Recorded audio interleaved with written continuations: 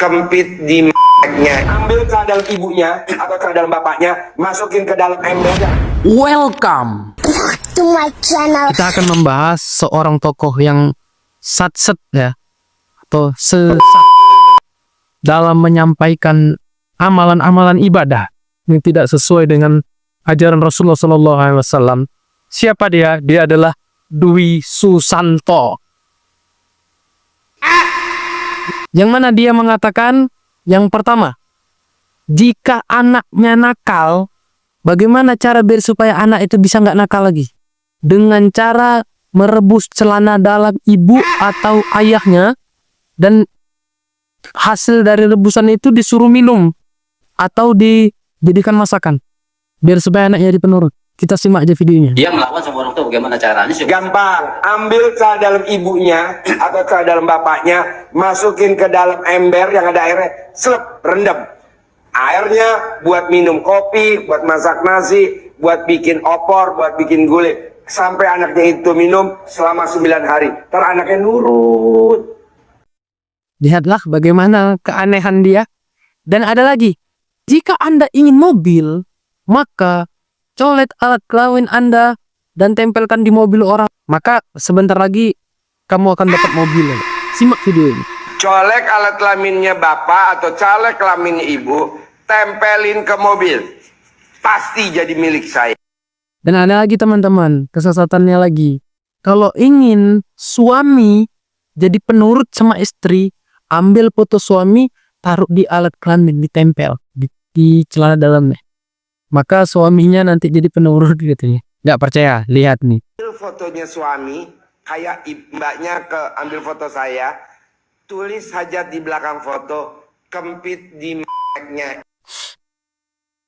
Dia juga mengatakan untuk sebagai penglaris jualan penglaris, maka celana dalam itu dimasukkan ke dalam tempat bakso. Bayangin gimana joroknya. Jadi ini Dwi Susanto ini sudah jelas-jelas sekali kesesatannya teman-teman.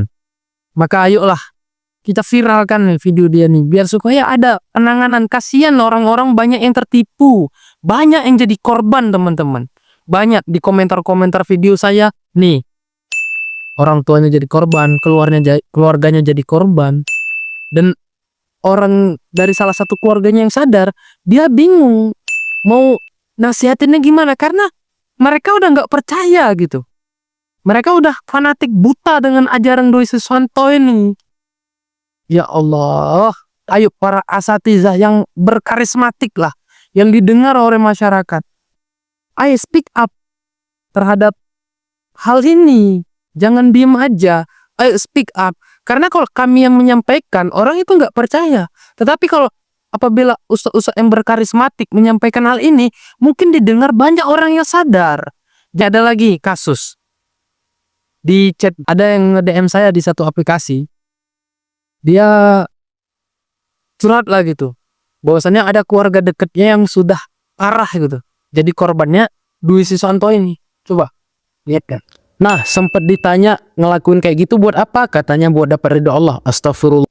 Saya tanya, apa amalan yang dilakuin kak? Dia jawab, malam mandi daun pandan kak, sama setiap tidur ngembalikin baju gitu. Saya tanya lagi, terus apa lagi? Terus pernah bilang ke saya kalau mau berpergian dibalik dalemannya, biar terhindar dari orang-orang yang jahat gitu intinya.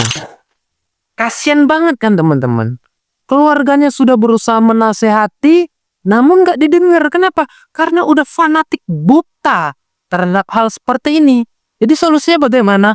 Ayo viralkan videonya, sebarkan. Saya mengajak kepada para asatizah dengan segala hormat, ayo speak up terhadap hal ini. Karena ini bukan hanya merusak agama, ini juga merusak nama baik negara. Kenapa? Karena negara sebelah itu tahu bahwasannya di Indonesia ada tuh ajaran-ajaran seperti ini. Kita lihat channel dari salah satu YouTube. Perkara ini berlaku di Indonesia. Ia dibawa oleh seorang lelaki tua yang bernama Dwi Susanto. Dan sekarang ia berkembang dan murid ataupun pelanggannya semakin membanyak dan silih berganti. Meskipun berada di Indonesia, boleh jadi ia juga berlaku di Malaysia. Disebabkan murid-muridnya ini pasti akan ada yang datang ke Malaysia. Nah, kita sebagai orang Indonesia, apakah kita nggak malu? Di negara kita banyak sekali yang aneh-aneh. sehingga diceritakan di negara tetangga. Marilah kita sadar dan sebarkan sebanyak-banyaknya agar orang-orang itu pada sadar amal-amalan yang dibuat-buat dengan hawa nafsunya sendiri ini. Gak ada Rasulullah mengajarkan hal seperti ini, teman-teman. Ini hanya amalan yang dibisikkan oleh setan atau karangan-karangan dia sendiri. Logikanya seperti ini aja lah. Kalau memang benar itu apa yang disampaikan oleh Dwi Susanto, kenapa baru dia yang pertama kali menciptakan amalan-amalan seperti itu gitu kan?